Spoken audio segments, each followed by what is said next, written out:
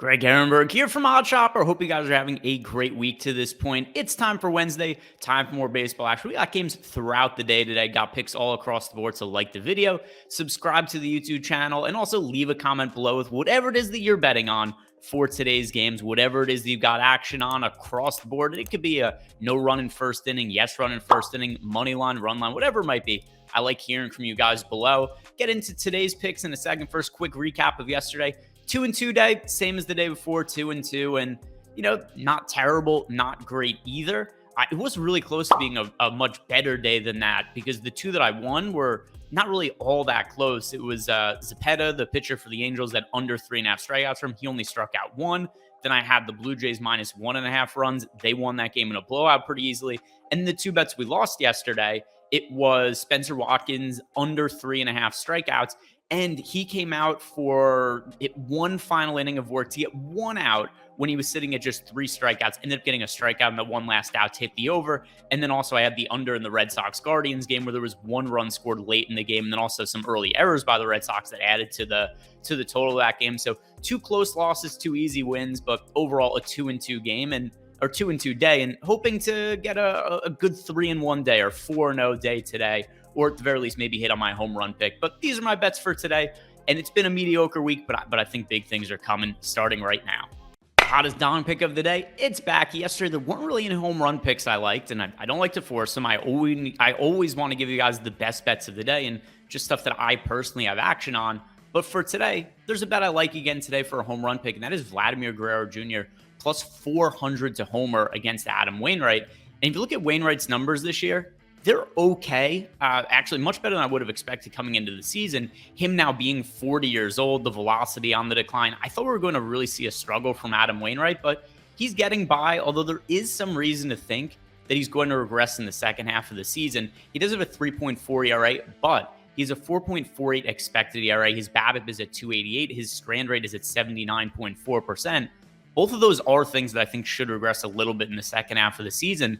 And they are things we started to see tail off heading into the All-Star break. So there have been some pretty alarming outings for Adam Wainwright as of late. His last start was against the Reds. He gave up a pair of home runs, and he's actually now given up multiple home runs in 4 of his last 6 starts. So a start against the Reds, which is really a simple matchup, gave up multiple homers in that start. Start against the Phillies, multiple homers. Start before that was also a start against the Phillies, gave up multiple homers.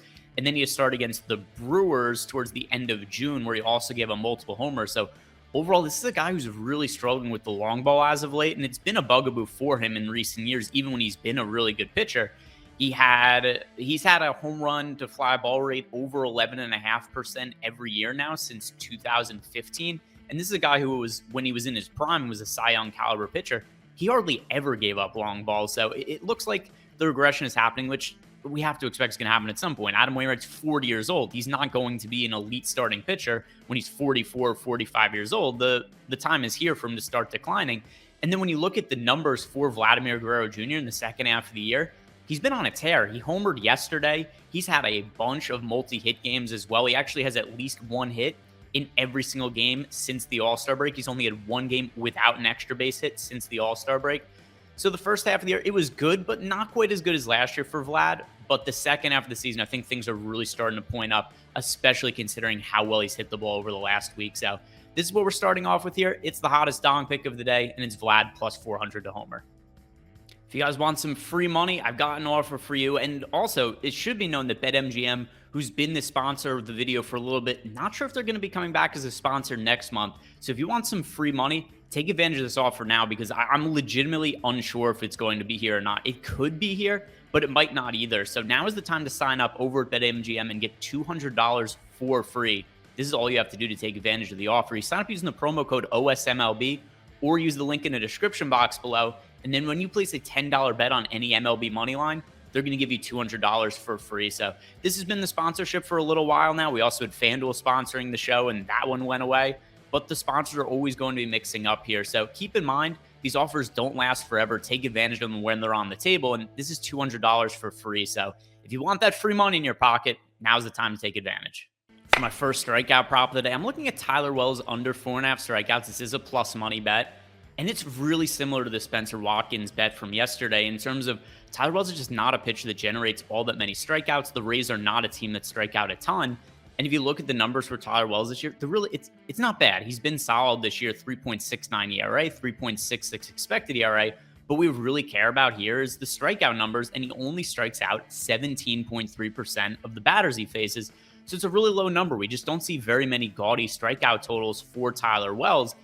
And we're getting plus money on the under 4.5 here. If you look at some of the recent starts for Tyler Wells, last time out, 4 strikeouts against the Yankees. He did have a 6 strikeout game against the Rays. But overall, if you look at his numbers for the season, he has had 4 or less strikeouts in 17 of his 19 starts. So he's only gone over this number twice, and we're getting plus money on the under. So a little confusing to me how we're getting plus money here. You look at our projections over at OddsShopper, we have the under winning right around 70% of the time, which, I mean, it makes sense when you consider he's hardly ever hit the over on that number. And just more the same thing to add that I mentioned about Spencer Watkins yesterday is that Tyler Wells doesn't pitch very deep into games. His recent starts, 5 innings, 5 2/3 innings, 4 innings. He's only pitched into the 6th inning 4 times the entire season. He's never gone beyond that. So it's the same exact spot as what we had yesterday.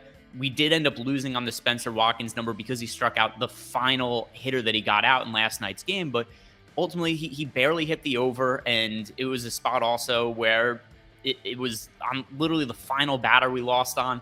And then also that he only threw around the 80 pitches. I think we should expect something similar from Tyler Wells. And just to reiterate, he's hit the under on this mark in 17 out of 19 starts this year. So I do like the under. It was the first number I bet on the board this morning. Tyler Wells under 4.5 strikeouts, and we're getting plus money on it as well.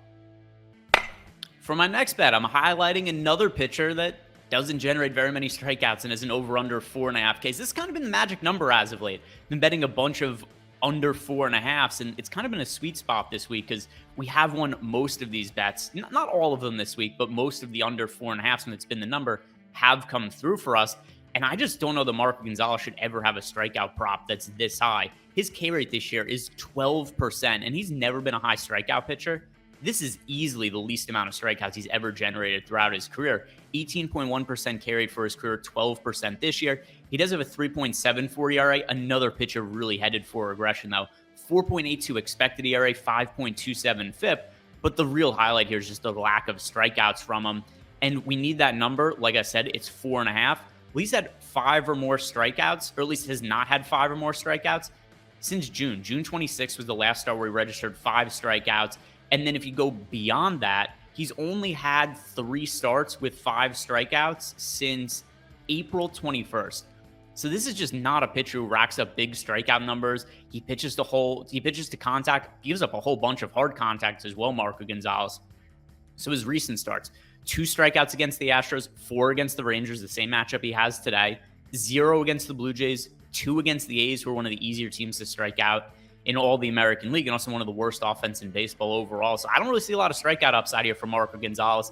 This 4.5 prop number I really think should be 3.5. It's another bet that we're winning right around 70% of the time. Marco Gonzalez give me under 4.5 strikeouts, and I'm feeling really good about some of these K props today. This one, though, just like with the Tyler Wells one, really do like these bets. I feel really good about them winning. Hold your nose for the final bet of the day. It's a pitcher that I bet on in his last start and went really poorly, and I'm going right back to the well because Lucas Giolito pitches today, and the over-under for his strikeouts is 3.5 against the Colorado Rockies.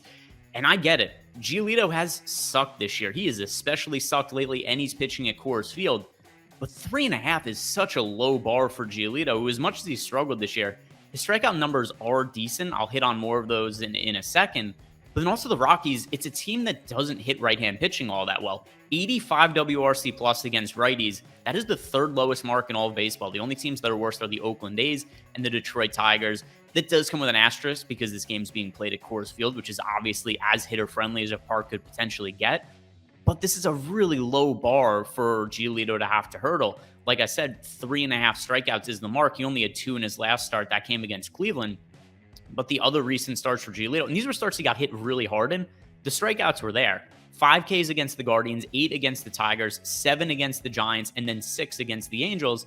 So that would all pretty easily clear the 3.5 strikeout prop we're looking at here. And if you look at the numbers overall for Giolito this season, despite the disappointing year relative to expectations, he has a 26.4% K rate. That is still one of the better marks we have for a starting pitcher in baseball. It's not like Spencer Strider or Shane McClanahan or anything, but it's well above average, borderline on elite when you're getting a strikeout rate that's in the upper 20% range. So the 5.12 ERA for Giolito, 4.48 expected ERA, it's alarming. It's not great from a real life standpoint, but we only care about strikeouts here.